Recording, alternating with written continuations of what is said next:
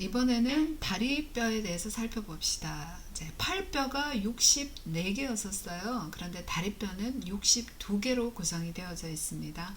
다리 이음뼈가 2개죠. 우리가 볼기뼈가 양쪽에 하나씩 이렇게 합쳐져서 2개가 되고요. 그 다음에 자유다리뼈가 60개로 구성이 되어 있습니다. 자, 다리 이음뼈부터 먼저 살펴볼까요? 우리가 볼기뼈 힙본이라고 하죠. 우리 엉덩뼈, 그 다음에 궁둥뼈, 두덩뼈가 형성하는 뼈를, 합쳐진 뼈를 볼기뼈라고 설명합니다. 자, 어렸을 때는 Y자형으로 연골 결합으로 분리되어져 있다가 성인이 되면 완전히 뼈로 대체되어서 하나의 뼈가 좌우에 형성이 되는 거죠. 자, 볼기뼈 가쪽에서 보면 움푹 파인 관절 부분이 있는데 그것을 볼기뼈 절구라고 합니다. 넙다리뼈 머리하고 결합해서 엉덩관절을 형성하게 되죠. 자, 엉덩뼈를 볼까요? 자, 엉덩뼈는 활골선을 기준으로 위쪽 부분을 여기 그림에 보면 아래쪽에 활골선이 있죠. 이 활골선을 기준으로 위쪽 부분을 날개라고 하고요. 그 다음에 아래쪽 부분을 몸통이라고 합니다. 날개의 속면을 엉덩뼈 오목이라고 이야기하고 이 엉덩뼈 오목에서는요, 여러분 잘 아는 엉덩근육 일리아쿠스가 시작이 됩니다. 제 바깥쪽 부분을 볼기근면이라고 하죠. 바로 볼기 부분에 있는 큰 볼기근, 중간 볼기근, 작은 볼기근육이 시작되는 부분입니다. 자, 이 엉덩뼈 위쪽 부분에 엉덩뼈 능선이 있고요. 그 다음에 앞쪽하고 뒤쪽에 위앞, 위뒤, 그 다음에 아래앞, 아래뒤 엉덩뼈 가시가 위치하고요. 그 다음에 엉덩뼈 거친 면이 있습니다. 여기에는 엉치뼈하고 엉덩뼈를 연결하는 엉덩인대가 강력하게 부착이 되어져 있습니다. 엉덩뼈에는요, 귓바퀴 면이 있는데 바로 엉덩뼈의 귓바퀴면하고 엉치뼈가 관절하게 되겠죠. 자, 두 번째는요, 궁둥뼈입니다. 궁둥뼈는 그림에서 보시는 것처럼 자, 뒤쪽 부분을 형성하는 뼈, 지금 분홍색으로 보이는 뼈가 되죠. 자, 튀어나온 궁둥뼈 가시가 있고요. 그 다음에 이 가시를 중심으로 위쪽에 있는 공간이 인대들이 서로 막혀 있으면 여기가 구멍처럼 됩니다. 근육과 인대가 지나가면. 그래서 이 부분을 큰 궁둥구멍, 궁둥뼈 가시 아래쪽에서 형성되는 공간을 작은 궁둥구멍이라고 하는데, 자, 큰 궁둥구멍으로는요, 위아래 볼기 동정맥과 신경, 그리고 우리가 잘 아는 궁둥신경이 큰 궁둥구멍으로 통과하게 되고요. 작은 궁둥구멍으로는 음부신경이 통과합니다. 자, 궁둥뼈 결절은요, 아래쪽에 지금 있죠. 지금 그림, 두 번째 그림 아래쪽에 있는데, 이 궁둥뼈 결절 부분은 앉을 때 몸무게를 지탱하는 부분이 됩니다. 자, 볼기뼈의 우리가 뒷모서리를 보시면은요, 궁둥뼈 가시가 있었죠. 자, 이것을 경계로 해서 아까 설명했는 거네요. 큰 궁둥구멍과 작은 궁둥, 큰 궁둥폐임과 작은 궁둥폐임으로 그렇게 나눌 수 있겠네요. 이거 순서를 좀 바꿔야 되겠네. 예, 그 다음으로 두덩뼈가 있습니다. 두덩뼈는 앞쪽 부분이죠. 자, 엉덩두덩융기라 그래서 바로 엉덩뼈하고 결합되는 부분이 좀 튀어나와 있어요. 그리고 앞쪽 부분에 두덩뼈 결절이 있고요. 자, 이 두덩뼈 결절은 배고등근하고 사꾸랑인대가 부착을 하고요. 자, 그 다음에 두덩뼈끼리 서로 결합하는 면, 두덩 결합을 이루게 되겠죠. 이 두덩 결합 사이에는 두덩 원반이 존재하게 됩니다. 자, 그 다음에 이제 폐쇄 구멍이 있는데 바로 궁둥뼈하고 두덩뼈 사이에 있는 구멍이 되는데, 자, 생체에서는 어때요? 폐쇄막이라는 막으로 덮여져 있고 작은 구멍이 뚫려 있는데 이쪽으로 폐쇄신경하고 혈관들이 통과하게 됩니다. 자, 우리가 골반이라고 하는 것은요, 바로 우리가 금방 설명했던 볼기뼈 2개하고 엉치뼈, 꼬리뼈 총 4개의 뼈로 구성된 이 공간을 골반이라고 설명을 합니다. 자, 골반의 뒤쪽에는요, 엉치뼈와 엉덩뼈의 귓바퀴면이 엉치 엉덩관절을 형성을 하고요. 앞쪽에서는 두덩뼈가 두덩결합을 형성하는데 이 두덩결합 사이에 있는 연골은 섬유 연골이 됩니다. 자, 우리가 골반을 한번 살펴보면은요, 남자하고 여자의 골반이 조금 다릅니다. 자, 여성의 골반은 전체적으로 골반이 좀 얇고 가볍고 매끈합니다.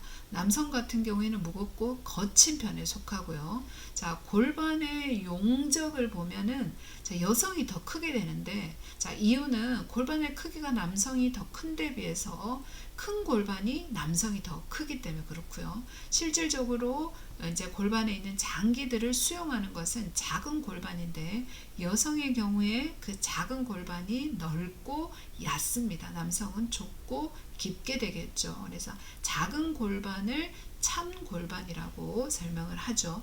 지금 우리 아래쪽에 그림에 보시면 이 분계선을 기준으로 이렇게 둥근 이 테두리가 있는데 이 테두리 아래쪽, 그러니까 오른쪽 그림에 보시면 골반 입구하고 출구가 있는 이 사이 부분이 바로 작은 골반이 되고 이 부분을 뭐라고요? 참 골반이라고 설명합니다. 그래서 여성의 경우에는 어떻게 해요? 이 참 골반 부분이 넓고 얕은 특징을 가지고 있습니다.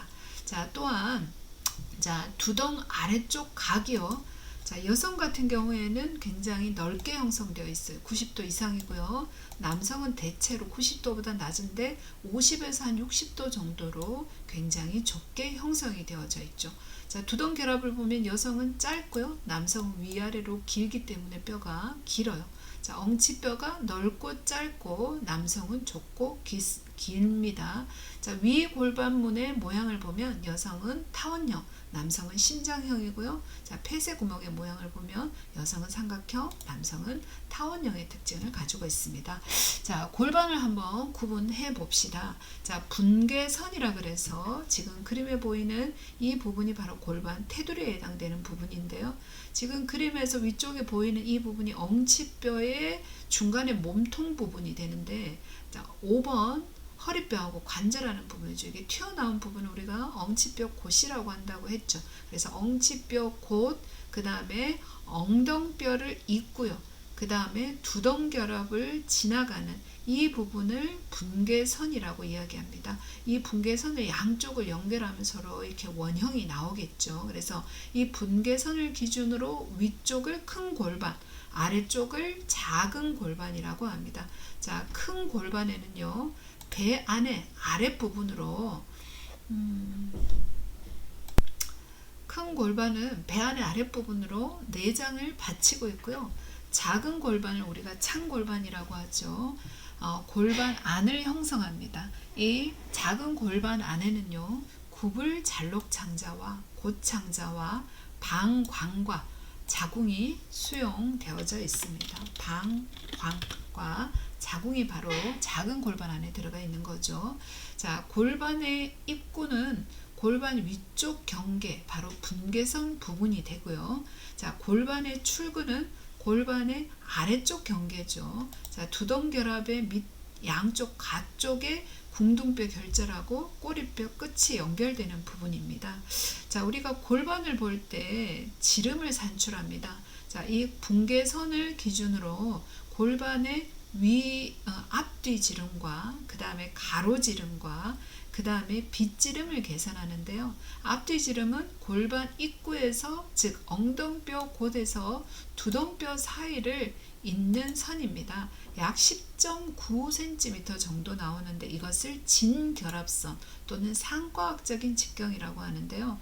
자, 앞뒤 지름이 9cm 이하일 경우에는요, 협착골반이라고 해서 태아의 머리가 빠져나가기가 힘이 들어요. 그래서 분만 장애를 야기할 수 있습니다.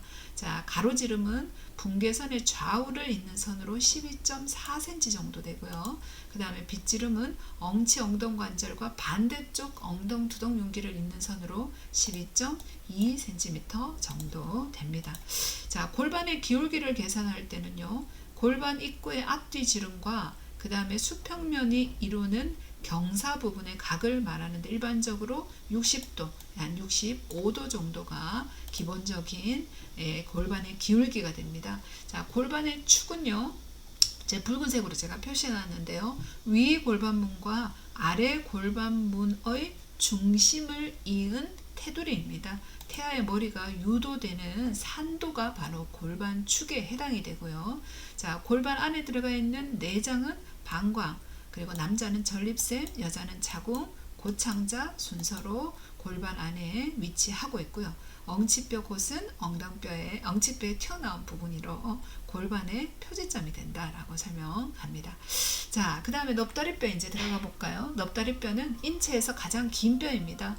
자, 넙다리뼈의 머리 부분하고 목 부분, 그리고 큰 돌기, 작은 돌기, 그리고 돌기하고 돌기를 잇는 돌기 사이 선, 그리고 뒤쪽 부분의 거친 선, 볼기근 돌기 사이 선, 그 다음에 거친 선과 그 다음에 볼기근 거친 면, 안쪽 과적 관절 융기, 그리고 안쪽 관절 위 관절 융기, 이건 아래쪽 부분에 있네요. 자, 그 다음에 관절 융기 사이 오목 등으로 구성이 되어져 있습니다. 자, 넙다리뼈는요, 아래쪽에 지금 그림에서 보시는 것과 같은 모양을 하고 있습니다. 이걸 좀 확대해서 우리가 봐야 될까요? 자, 우리가 넙다리뼈에서 지금 보시면, 자, 머리하고 목하고 몸통이 이루는 각도가 약 125도 정도가 되고요. 자, 뒤쪽 부분이 돌기 사이 능선이 해당이 되고요. 그 다음에 앞쪽 부분은 돌기 사이 선에 해당이 되어집니다. 그 다음에 이 아래쪽에 무릎 관절을 이루는 쪽으로 가니까 과적 위관절 융기, 그 다음에 과쪽의 관절 융기, 안쪽 관절 융기 등이 존재하고요. 그 다음에 뒷면을 보시니까 어떻게 해요?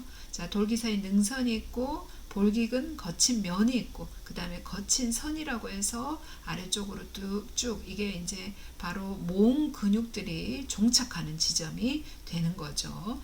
자, 그 다음에 그 정도 보시면 되겠네요. 자, 그렇게 해서 자, 넙다리뼈 뒷면에 거친 선, 그 다음에 큰 볼기근이 부착하는 볼기근 거친 면 등이 거기에 존재하고요. 자, 넙다리뼈 목은 노인에서 특별히 골절이 굉장히 잘 발생합니다.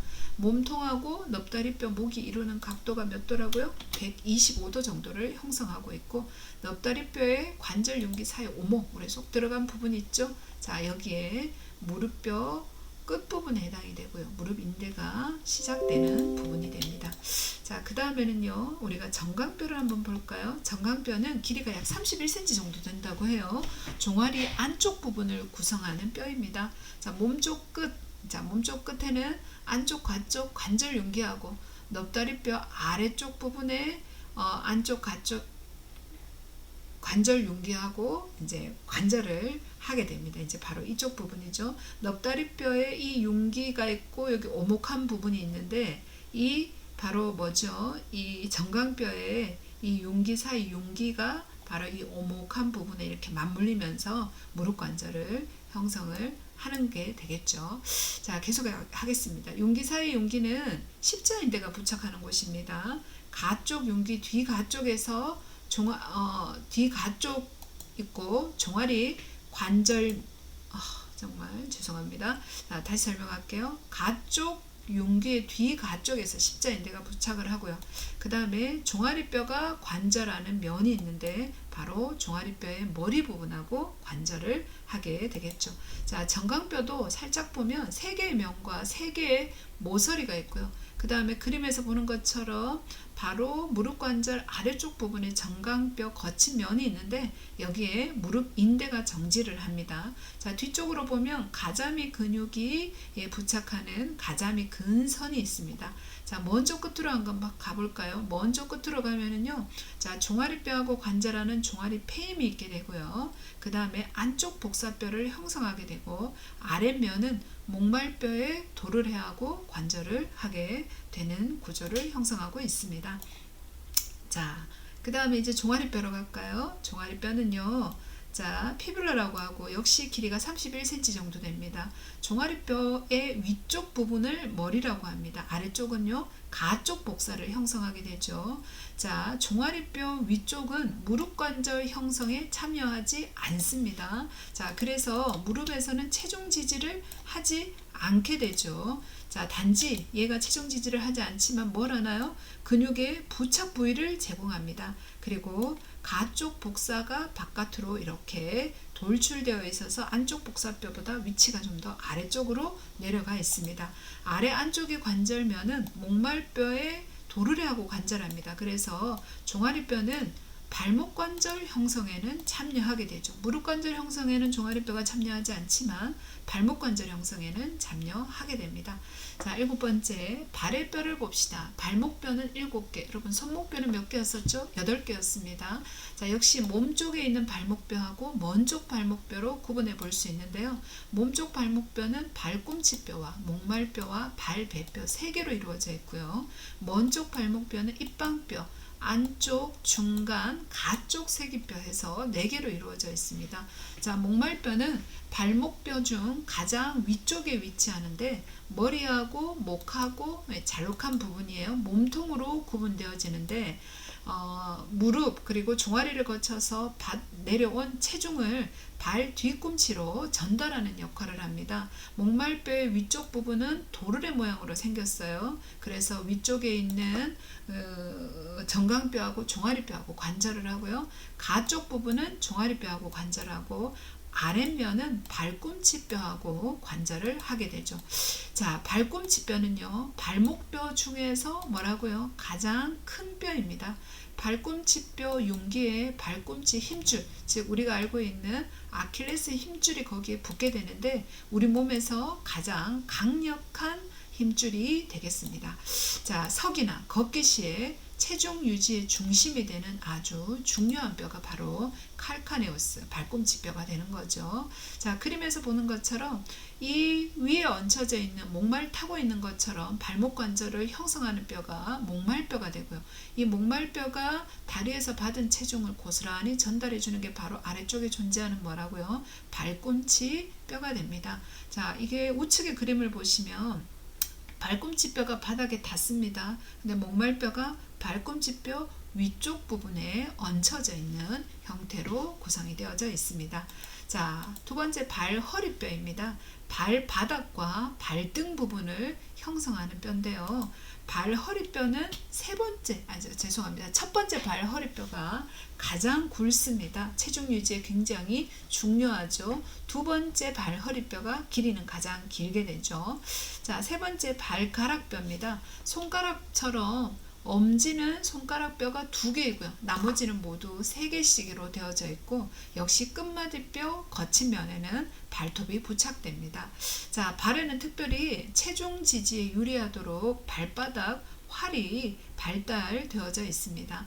자, 발바닥 활이 없는 발을 우리가 편평발이라고 하는데, 자, 특히 세로 발바닥 활이 없을 경우에 우리가 편평발이라고 설명을 하죠. 자, 발바닥 활에는 우리가 가로 발바닥 활과 세로 발바닥 활이 있습니다. 그 중에서도 우리가 세로 발바닥 활이 중요하고요. 세로 발바닥 활 중에서도 안쪽 세로 발바닥 활이 체중 지지에 굉장히 중요한 작용을 하는데, 자, 발꿈치뼈하고 자, 목말뼈, 그리고 발배뼈, 그리고 쐐기뼈 우리가 3개, 그 다음에 발허리뼈 1, 2, 3을 연결하는 이 부분을 우리가 안쪽 세로 발바닥 활이라고 하는데, 운동 시에 체중이 이렇게 지지되면 아래쪽으로 내려와서 발바닥 활이 잠시 없어졌다가 다시 스프링처럼 되튀겨지는 자, 그런 역할을 하면서 자, 운동과 체중 지지에 굉장히 유리한 작용을 하게 됩니다. 그리고 가쪽 세로 발바닥 활은 발꿈치뼈와 입방뼈와 4, 5 발허리뼈에 해당되고요. 가로 발바닥 활은 먼쪽 발목뼈인 1번, 2번, 3번 쐐기뼈와 입방뼈를 연결하는 라인을 가로 발바닥 활이라고 설명할 수 있습니다. 자, 이 목말뼈 아래쪽에 발배뼈하고 발꿈치뼈를 연결하는 인대를 우리가 스프링 인대라고 하죠. 바로 이 발바닥 활 유지에 굉장히 중요한 작용을 하는 인대입니다. 자, 이렇게 해서 우리가 뼈대계통에 대한 국가고시 특강을 마무리하도록 하겠습니다.